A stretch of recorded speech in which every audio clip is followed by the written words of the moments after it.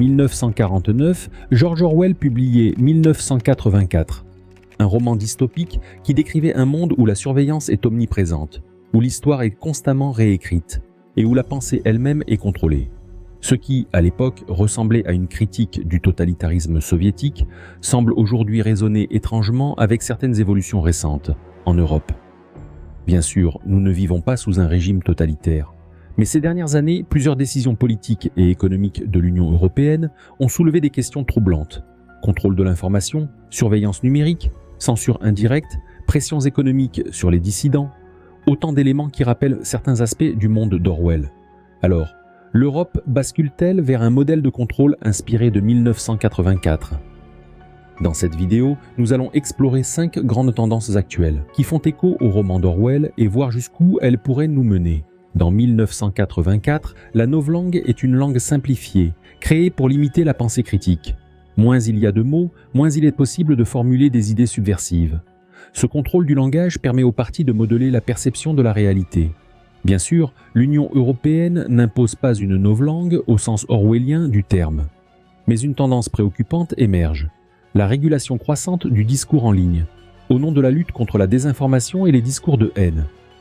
Avec le Digital Services Act, Bruxelles impose de nouvelles obligations aux grandes plateformes comme Google, Facebook ou X, anciennement Twitter. L'objectif officiel est louable. Lutter contre la propagation de fausses informations et protéger les citoyens des contenus nuisibles. Mais qui décide de ce qui est vrai ou faux ? Qui contrôle les contrôleurs ?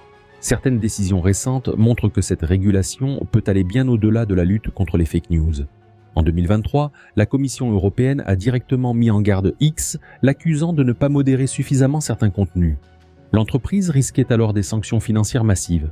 Cette pression politique sur les plateformes privées pose une question essentielle. La régulation protège-t-elle réellement la démocratie ou risque-t-elle, au contraire, de restreindre la liberté d'expression ? Un autre aspect de la novlangue orwellienne, c'est la redéfinition des mots pour orienter la pensée. Aujourd'hui, certains termes sont soigneusement évités ou modifiés pour lisser le débat. Par exemple, le mot immigration illégale est souvent remplacé par migration irrégulière. Et certaines crises économiques deviennent de simples ajustements structurels. Ces évolutions ne sont pas anodines. En modifiant les termes du débat, on modifie la perception des problèmes eux-mêmes.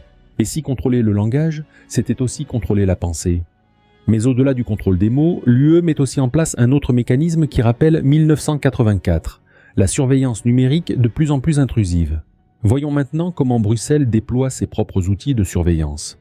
Dans 1984, Big Brother voit tout. Chaque citoyen est surveillé en permanence par des télécrans, des microphones cachés et une police omniprésente.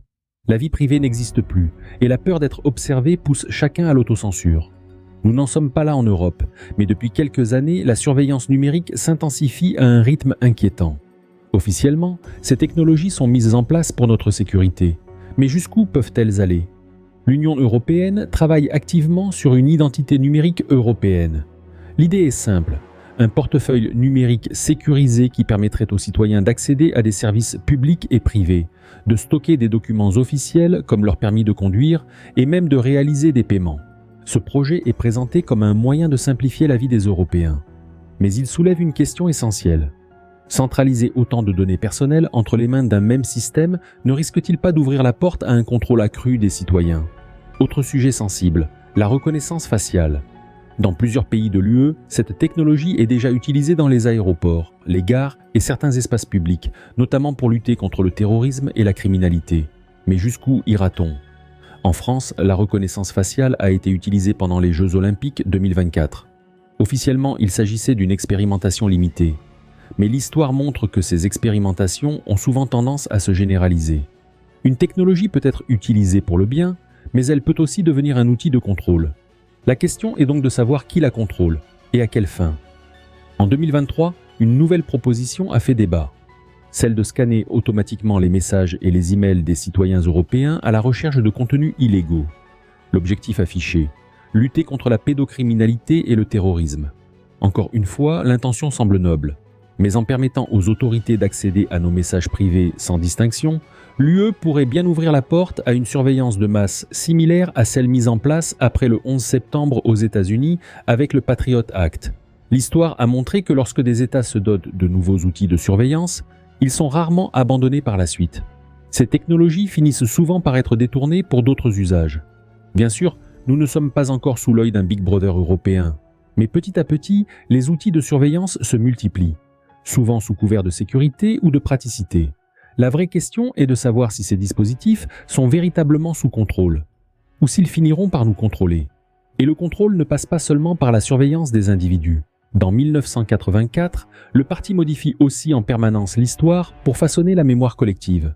Et si nous regardions maintenant comment certains récits politiques en Europe sont eux aussi réécrits en fonction des intérêts du moment. Dans 1984, le parti a une devise. Qui contrôle le passé, contrôle l'avenir. Qui contrôle le présent, contrôle le passé. L'histoire y est constamment réécrite pour s'adapter aux besoins du régime. Des événements entiers disparaissent des archives. D'anciennes alliances sont effacées et des faits gênants sont corrigés. Une fois modifiée, la nouvelle version devient la seule vérité possible. Évidemment, l'Union européenne ne falsifie pas l'histoire comme dans 1984, mais certaines décisions récentes montrent que la mémoire collective peut être influencée, remodelée ou même censurée pour servir un agenda politique. Depuis 2022, la guerre en Ukraine a entraîné une réorganisation profonde du récit historique officiel. Le rôle de la Russie dans l'histoire européenne est aujourd'hui reconsidéré à travers le prisme du conflit en cours, souvent dans une logique binaire, démocratie contre barbarie, liberté contre tyrannie. Dans ce cadre, certains éléments historiques, comme les tensions géopolitiques liées à l'élargissement de l'OTAN ou les précédents d'ingérence occidentale, sont peu à peu évacués du débat public. La complexité des causes historiques cède la place à un récit moral simplifié, dans lequel toute mise en contexte est perçue comme une tentative de relativiser l'agression russe. Ce n'est pas une falsification, mais une réorganisation du discours au service d'un objectif de cohésion politique. Et cela illustre comment, en période de crise, l'histoire devient un instrument d'unité autant qu'un outil d'influence. Autre exemple souvent absent des discours actuels, l'intervention de l'OTAN au Kosovo en 1999. Cette opération militaire, conduite sans mandat explicite de l'ONU, avait pourtant créé une brèche majeure dans le principe de souveraineté nationale, que l'UE défend aujourd'hui comme un absolu face à la Russie. Peu évoquée dans les prises de position officielles, cette intervention est pourtant un précédent significatif. En omettant de rappeler cet épisode, les institutions européennes contribuent à construire un récit historique à sens unique, dans lequel l'ingérence ne serait qu'une caractéristique des régimes non démocratiques. Enfin, l'exemple le plus frappant est peut-être celui de la Seconde Guerre mondiale. Dans certaines résolutions du Parlement européen, adoptées ces dernières années, la responsabilité du déclenchement du conflit est explicitement attribuée à parts égales, à l'Allemagne nazie et à l'Union soviétique. Si la condamnation du pacte germano-soviétique est historiquement légitime, cette lecture tend à occulter un fait fondamental, le rôle décisif de l'armée rouge dans la défaite du nazisme. Cette minimisation est renforcée par le retrait de monuments soviétiques dans plusieurs pays d'Europe de l'Est ou par l'absence de représentants russes dans certaines cérémonies de commémoration. On ne réécrit pas ici l'histoire par le mensonge, mais par l'effacement sélectif. Et lorsque certaines contributions sont gommées du récit collectif, c'est la mémoire commune elle-même qui devient une construction politique. L'histoire n'est jamais qu'une suite d'interprétations. Mais lorsque ces interprétations deviennent rigides, lorsqu'elles ne peuvent plus être discutées librement, on se rapproche du modèle décrit par Orwell. Si le passé est réécrit en fonction du présent, alors toute critique devient impossible. Et l'avenir est entièrement contrôlé. Mais le contrôle ne s'arrête pas là. Si l'UE ne modifie pas l'histoire comme le parti dans 1984, elle s'intéresse de plus en plus à un autre levier de pouvoir, le contrôle économique. Et avec l'émergence des monnaies numériques, ce contrôle pourrait atteindre un niveau inédit. Dans 1984, le parti contrôle tout, y compris l'économie. Il impose la pauvreté, non pas par manque de ressources, mais parce qu'un peuple dépendant financièrement est plus facile à maîtriser. L'argent, ou plutôt son absence, devient un outil de soumission.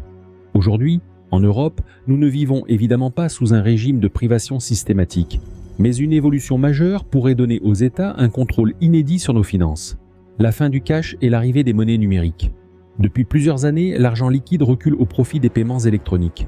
Officiellement, c'est pour lutter contre la fraude et faciliter les transactions. Mais une société sans cash signifie aussi que chaque paiement devient traçable. Dans plusieurs pays européens, les paiements en espèces sont de plus en plus limités. En France, toute transaction en liquide au-delà de 1 000 € est interdite. En Italie, ce plafond est passé à 5 000 € en 2023. L'objectif annoncé ? lutter contre le blanchiment d'argent et l'évasion fiscale. Mais en supprimant progressivement l'usage du cash, on supprime aussi un élément clé de la liberté financière. Face à la montée des crypto-monnaies et aux initiatives chinoises avec le yuan numérique, la Banque centrale européenne explore activement la mise en place de sa propre monnaie digitale. L'idée ? Une monnaie digitale contrôlée par l'UE qui fonctionnerait comme de l'argent liquide, mais entièrement traçable. Officiellement, cet euro numérique offrirait une alternative sécurisée aux crypto-monnaies privées et garantirait la souveraineté monétaire de l'Europe. Mais il pose aussi une question essentielle. Si chaque transaction est enregistrée par la BCE, quelles garanties avons-nous sur le respect de notre vie privée ? En Chine, le yuan numérique est déjà utilisé pour surveiller et, dans certains cas, limiter certains achats. Un tel outil pourrait-il être détourné en Europe pour conditionner l'accès à certaines ressources ? Le système de crédit social chinois est un exemple extrême de ce qui peut arriver lorsque l'économie est directement liée au comportement des citoyens. En Chine, une mauvaise note sociale peut empêcher une personne de prendre un train, de louer un appartement ou même d'accéder à un prêt bancaire. Évidemment, l'Europe n'a pas mis en place un tel système. Mais certaines propositions récentes vont dans cette direction. Par exemple, des discussions ont émergé sur un scoring environnemental des citoyens, qui pourrait à terme influencer certains avantages fiscaux ou sociaux. En 2022, une grande banque européenne a lancé une carte bancaire qui bloque les paiements une fois qu'un utilisateur dépasse son quota carbone mensuel. Aujourd'hui, cette fonctionnalité est volontaire. Mais que se passerait-il si, demain, elle devenait obligatoire ? Le contrôle financier peut être un outil puissant. Si chaque transaction est surveillée et potentiellement restreinte, alors l'individu perd une part de sa liberté. Aujourd'hui, ces évolutions se présentent comme des avancées pratiques ou des mesures de sécurité. Mais que se passerait-il si elles étaient détournées à des fins politiques ou idéologiques ? Dans 1984, le parti ne se contente pas de contrôler l'économie et l'information. Il impose aussi un conformisme total, où toute opposition est impensable. Et justement, en Europe, la pression sur certaines opinions politiques ou économiques s'intensifie. Voyons maintenant si un ministère de l'opinion est en train d'émerger. Dans 1984, la police de la pensée traque et punit ceux qui osent exprimer une opinion différente. Le simple fait d'avoir une pensée déviante, un crime de pensée, suffit pour être arrêté. Ce contrôle ne se limite pas à la censure. Il vise à façonner la réalité elle-même. Toute critique du parti devient impensable, et le conformisme idéologique s'impose. En Europe, nous ne vivons pas sous un régime totalitaire. Mais ces dernières années, la pression sur certaines opinions politiques, économiques ou sociétales a nettement augmenté. Peut-on encore tout dire librement sans craindre de sanctions, de censure ou d'exclusion ? La liberté d'expression est un pilier fondamental des démocraties européennes. Pourtant, certains sujets semblent devenir tabous. Critiquer certains choix économiques ou politiques de l'UE expose parfois à des accusations de complotisme ou d'extrémisme. Les médias et les réseaux sociaux jouent un rôle clé dans cette dynamique. Certains discours sont amplifiés, d'autres étouffés. Ce n'est pas nécessairement une censure officielle, mais une forme de marginalisation progressive des voix dissidentes. L'Union européenne dispose aussi d'un levier puissant pour imposer sa vision. Les sanctions économiques contre les États membres récalcitrants. La Hongrie et la Pologne, par exemple, ont subi des pressions financières considérables pour s'aligner sur certaines directives européennes. Encore une fois, il ne s'agit pas d'une répression brutale comme dans 1984, mais d'une forme de coercition plus subtile. Un pays qui ne suit pas la ligne de Bruxelles peut voir ses subventions gelées ou ses projets ralentis. Mais le plus efficace dans 1984, ce n'est pas tant la censure que l'autocensure. Quand les gens ont peur de dire ce qu'ils pensent, le travail de contrôle est déjà fait. Aujourd'hui, la pression sociale sur certaines opinions est telle que beaucoup préfèrent se taire plutôt que de risquer d'être qualifiés de dangereux, extrémistes ou rétrogrades. Ce phénomène est particulièrement visible dans les universités et les médias, où certaines idées sont bannies du débat, non pas parce qu'elles sont illégales, mais parce qu'elles sont jugées politiquement incorrectes. Alors, l'Union européenne a-t-elle son propre ministère de la vérité ? Bien sûr, la situation actuelle n'a rien à voir avec la dictature implacable décrite par Orwell. Mais certaines tendances inquiètent. La surveillance numérique, la régulation du langage, la réécriture de certains récits historiques, le contrôle financier et la marginalisation de certaines opinions. Tout cela pose une question essentielle. Sommes-nous encore pleinement libres de penser et de débattre ? Ou bien avançons-nous progressivement vers un modèle où la pensée critique devient un risque ? L'histoire a montré que les systèmes de contrôle ne s'imposent pas brutalement du jour au lendemain. Ils s'installent lentement, sous prétexte de sécurité, de bien commun ou de progrès. Et c'est précisément quand ces mesures semblent anodines qu'il faut être le plus vigilant. Le monde d'Orwell était une caricature extrême. Mais parfois, la réalité n'a pas besoin d'être aussi brutale pour nous priver de nos libertés. La question est donc simple. Sommes-nous en train d'accepter petit à petit notre propre version de 1984 ?